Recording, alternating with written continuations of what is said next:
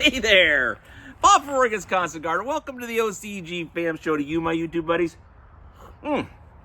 What's going on? Let me know in the comments and we'll talk about it. And in addition to that, we're doing viewer questions episode probably tomorrow. So probably the last chance to get any questions for the viewer questions episode in the comments. So throw them in the comments this video. We'll try to get to them tomorrow.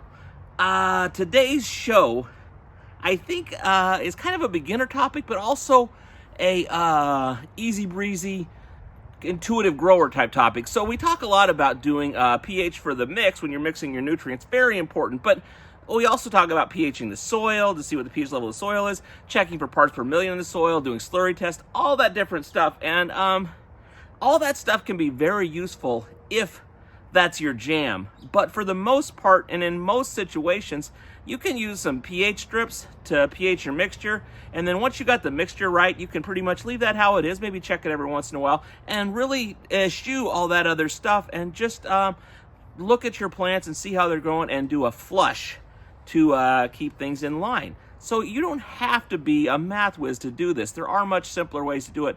And we had someone ask about that in a viewer questions episode, and we did a video about it. Scott talked about it, answered the question, and I thought it was a good answer he gave and useful to someone that maybe doesn't want to work quite so hard at this. So please watch the clip, and I'll talk to you after.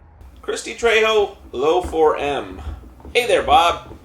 It is one of your YouTube buddies, Mr. Vinegar Bee Soda here, rocking the Nectar sample pack, using the test strips for pH. My baby Charlene is just loving it. I do not have a way to test for alkalinity or ppm. Should the preventative Herc flush be my go-to since I am flying fairly bat-like blind here? Appreciate everything y'all do. We love you, and we'll see you tomorrow.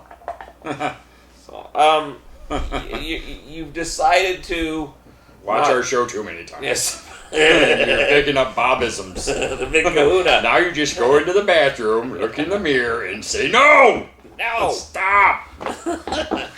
If you, for whatever reason, are not going to dig in on alkalinity and ppm, which are probably not, those are the minor issues as opposed to pH and getting your watering right and those pH sorts is of things. first key, and then ppms would be your second meter to buy. They reached out with this email as well, and the question was, what's more important to have right now, a ppm meter or an alkalinity meter? And it's like, honestly, the hard part about the alkalinity, it's a great little tool. You'll use it 4 times. Nothing's going to change for the next year. So now you've got a $80 meter that only tests the one thing. Yeah. I think for a lot of people, if you went down to a pool store or go into Walmart for the little strips. Yeah, I've got those. I've got a hot tub now. Yeah, a hot tub one. And it's got alkalinity as one of the things on there. Yeah, and it'll just give you a reference. Yeah. It's not going to be accurate, but it's going to give you a ballpark, low, medium, high. Okay. Do I have a problem? Exactly. Or basically, too, if your water source is a high pH, generally, if you got high pH water and there's white film on your glass or your shower doors, then you've got high alkalinity. Sure. It's just where the calcium carbon is coming from. So knowing that number specifically, although it's a nice reference to kind of go off of, it's not your driving force, because if we know what your pH in your soil is doing, we know what your water source pH is to start with, we know how we can combat what potentially is going to happen because of your water.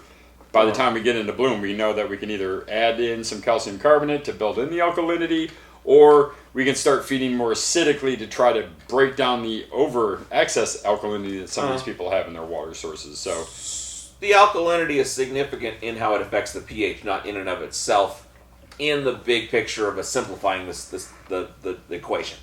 Yeah, the nice thing about alkalinity is if it's where it's supposed to be, it literally is a throttle for the whole nutrient regimen. So it's a way to make a real difference. Yeah, and if you don't have any alkalinity and your soil's always drifting down to the pH and you have no alkalinity in the soil, you're always fighting trying to get the nutrition into the plant because everything's off balance because there's no alkalinity.